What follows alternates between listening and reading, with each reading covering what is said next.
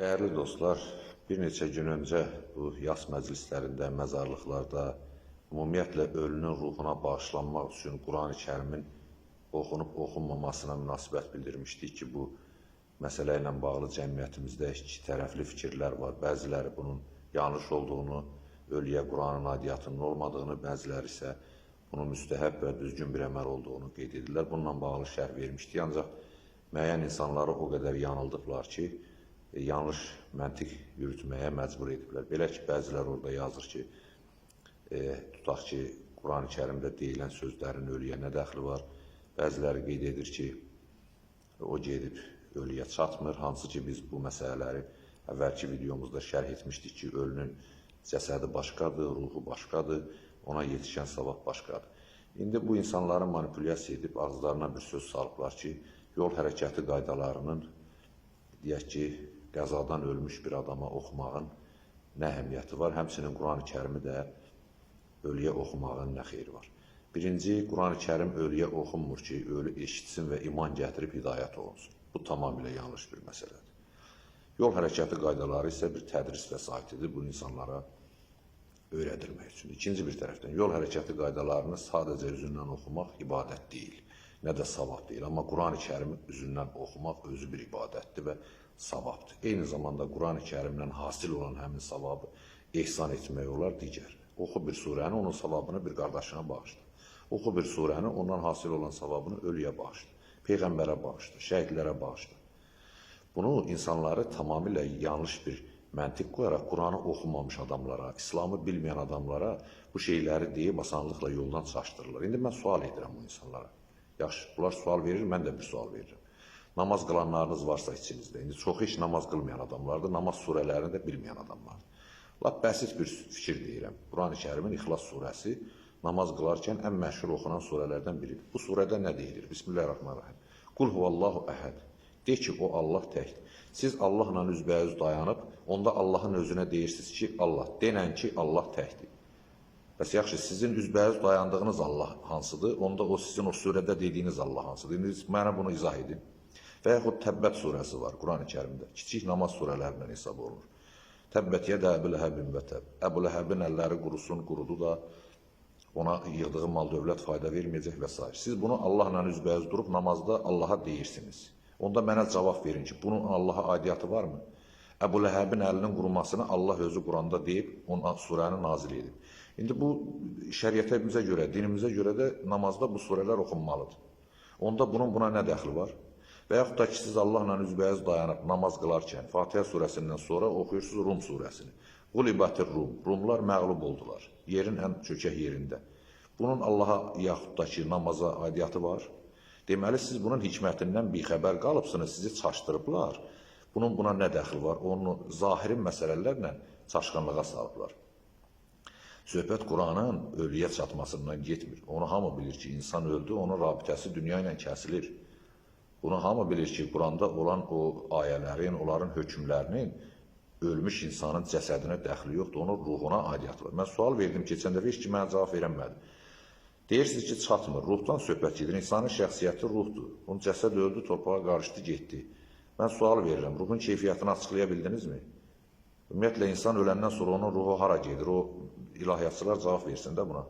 İnsanın ruhu necə olur? Eşidir, eşitmir. Onu bir dənə təfsir eləsinlər, fəlsəfi cəhətdən anlatsınlar bunu. Xəbərləri varmı? Dünya filosoflarının, İslam ilahiyyatçılarının, metafiziklərin, böyük mütəfəkkirlərin ruh haqqında araşdırmalarından xəbərləri varmı? Quranın təfsirlərini oxuyublarmı? Ona görə belə bəsit fikirlərlə, rəvayətlərlə, nə bilim mən, anekdotlarla insanları çaşdırmaq lazım deyil. Ay, yol hərəkəti qaydası belə getdi, ölüyə bunun nə dəxli var? Heç kim orada durub oxumur ki, ölü qulaq assın, eşitsin, ona iman gətirsin. Birinci deyirik ki, bu təbliğat vasitəsidir Quran-ı Kərim. Oxuyub tərcümə olunmalıdır ki, o yas yerinə yığılan cəmaat ibrət alsın, iman gətirsin. Elə məqamdır da, insanlar toplaşıb qəbristanlığa, yas yerinə Allahın kəlamını oxu, təbliğ elə də, içindən də 5 adam namaza dinə gəlsin. Və nə oxuyacaqsan? Molla Nəsrəddinin nağıllarını danışacaqsan orada. İkinci də ki, Allahın kəlamı niyə Allahın bəndəsi vəfat eləyəndə oxumaq qadağan olsun? Bu hansı ağla sığır? Bir ağlınızı işlətmirsiniz. Mən demirəm, bunu Quranda deyir ki, əfələ yəqilun, əfələ yətəfəkkərun, heç təfəkkür etmirlərmi, heç ağıllarını işlətmirlərmi? Bir ağlınızı işlədin də. Qol qıç kimi, göz kimi Allah ağlı da verib işlətməyə də verməyib ki, saxlayasan ağlı. Bu ağlı işlətmək lazımdır. Onun bunu niyə ağlına qulaq asırsınız ki? Yol hərəkəti qaydası belə gəldi. Görürsə onun buna aidiyyatı varmı? Və mən sual verdim sizə. Namazda surə oxuyursunuz. Qul huvallahu əhəd. Qibliyə durub yönünüzü Allaha çevirib deyirsiniz ki, Allah Taala. De ki, o Allah tək. Siz Allaha öz təhliyini öyrədirsiniz onda. Mənə izah edin də bunun mənasını şərh edin. Və yaxud da başqa. Qul əuzu bi rabbil fələq. De ki, sığınıram sübhün Rəbbinə. Bu surələri oxuyursunuz da. Fələq, Nas, İxlas surələri var. Və yaxud da müxtəlif insanların deyək ki, miras bölgüsünə aid olan ayələr var və yaxud da qadınlara məxsus hallardan bəhs edən ayələr var. Onda siz Allahla üzbəyiz durub onları Allaha anladırsınız. Təzədən qaytarıb Allaha danışırsınız onları. Onun mənası nə deməkdir onda? Bunu izah edeyim də. Cəmaatı yanıltmaq lazım deyil, bilirsiniz. Sizin məntiqlə danışırım da. Sizin meyar, sizin ölçüyə qalmış olsa, onda mən də sual verirəm, elə sizin cığırla. Onda bunun nə aidiyyatı var ölüyə? Məgər ehsan verilir ölü üçün. Ehsan yaxşılıq deməkdir də. Bu ehsan İslam dininin əsas tövsiyə etdiyi gözəl xeyirxah əməllərdən biridir. Ehsan özü də tək qarınla ölçülmür. Yəni siz elə öyrəşibsiniz ki, ehsan deyəndə ancaq yemək, halva nəzərdə tutulur. Birinə bir kitab bağışlamaq da ehsan deməkdir də. Bunu düzgün şərh eləməyiblər də. İndiyənə kimi Quranı yaz kitabı eləyiblər. İslam deyəndə ancaq ölü yada düşüb. Quranı çevirib siz yaz kitabına, qəbristanlıq kitabına, ona görə də cəmaat belə başa düşürlər. Ehsan yaxşılıq deməkdir. Ümumiyyətlə onun adını dəyişmək lazım. Yaxşılıq. Tutardı ki, bunun ərəb dilində bu termin işlənir. Formalaşıb da hamı deyilə bilir ki, ehsan ancaq yasa deyilir, belə halvıya deyilir. Yaxşılıq deməkdir ehsan. Birinə bir yaxşılıq eləyin, bir xoş söz deyin. Bir yıxılanı qaldırın, bu da ehsandır, bu da yaxşılıqdır. Bu nə deməkdir, başa düşürəm. İhsan verilir, tutaq ki, ölü bəyəm gəlib oturub məclisin başında ihsan yeyir, onda deyin ki, halvanın ölüyənə dəxli var. Ölü halva yeyən bilməyir. Sizin məntiqlə deyirəm, mən öz məntiqimlə yox. Sizin yürütdüyünüz məntiqdir ki, ölü yol hərəkəti qaydasını başa düşmür, onda Quran yoxdur ona. Onda ölü halva yeyə bilir ki, ölüyə halva pişirib verirsiniz. Deməli, bunu cəmaat üçündür ki, cəmaat da yeyir, ölüyə rəhmət deyir də. Quran da bunun üçündür də. Quran da eyni ihsanla fərq. Həmin məsələdir də. Ya Quran oxudun, onun savabını tapşırdın. Ya oxudun, ümumiyyətlə yaxşı tapşırmağa da inanmırsınız ki, ruhuna da çatmadı, çatdı. Bu, dinləyən insanlar bir iman gətirir axı. Dinləyən insanlara təsir qoyur axı o qəlbində. Quran ayəsidir də, Allah kəlamıdır bu.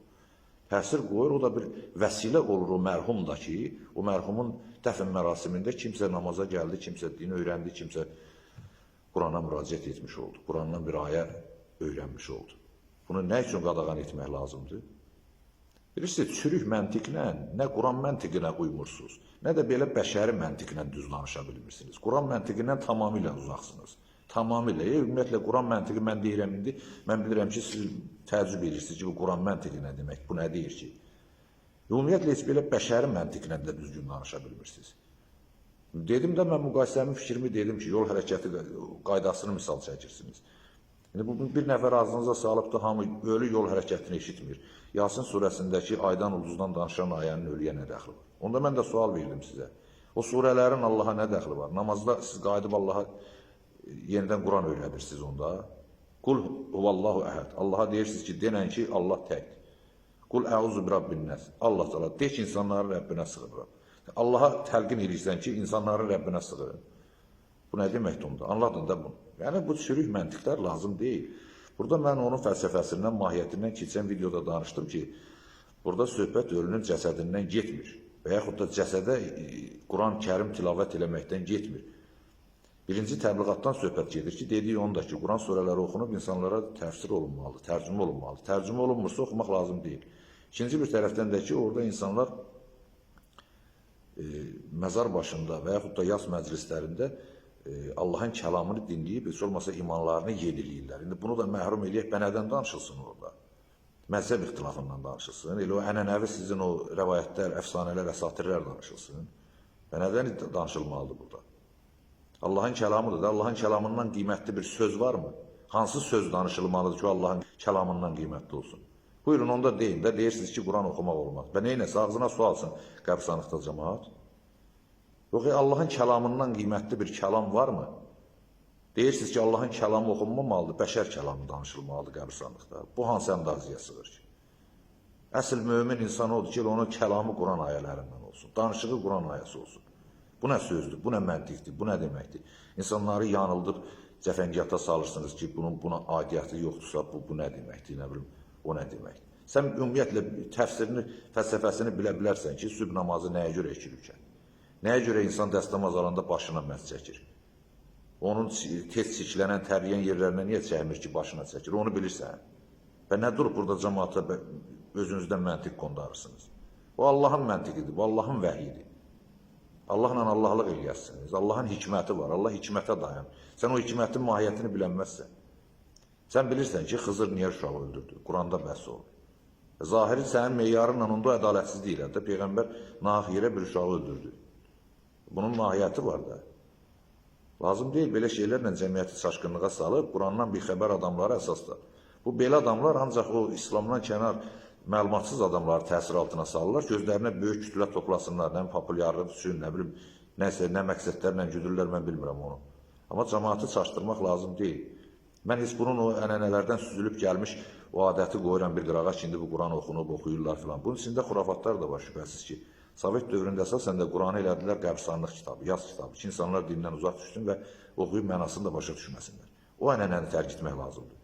Oxumaq lazımdır, başa salmaq lazımdır insanlara. Allahın ayələrini qəbirstanlıq olsun, məclis olsun, toy olsun, yas olsun, nişan olsun, fərq eləməz. Bu Allahın kəlamlarıdır və hər yerdə, istənilən yerdə oxunub təbliğ olunmalıdır.